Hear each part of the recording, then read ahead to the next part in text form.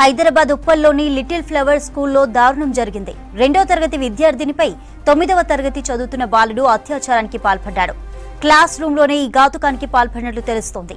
ఈ కేసుకు సంబంధించిన వివరాలు పోలీసులు గోప్యంగా ఉంచుతున్నారు. బాలిక ఫ్యామిలీ సైతం ఫిర్యాదు చేసేందుకు ముందుకు రానట్లు తెలుస్తోంది. మరోవైపు బాధితులకు న్యాయం చేయాలంటూ పలువురు ఆందోళనకు దిగారు.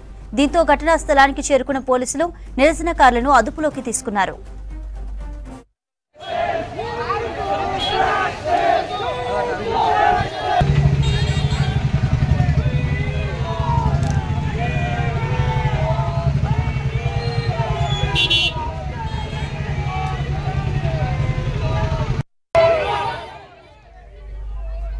హైదరాబాద్ ఉప్పల్లోని లిటిల్ ఫ్లవర్ స్కూల్లో దారుణం జరిగింది. 2వ తరగతి విద్యార్థినిపై 9వ తరగతి బాలుడు అత్యాచారానికి పాల్పడ్డాడు. క్లాస్ రూంలోనే ఈ ఘాతుకానికి పాల్పడినట్లు తెలుస్తోంది. ఈ కేసుకు సంబంధించిన వివరాలు పోలీసులు గోప్యంగా ఉంచుతున్నారు. బాలిక ఫ్యామిలీ సైతం ఫిర్యాదు చేసేందుకు ముందుకు రానట్లు తెలుస్తోంది. మరోవైపు బాధితులకు న్యాయం చేయాలంటూ పలువురు ఆందోళనకు దిగారు. దీంతో ఘటనా స్థలానికి చేరుకున్న పోలీసులు నిరసనకారులను అదుపులోకి తీసుకున్నారు.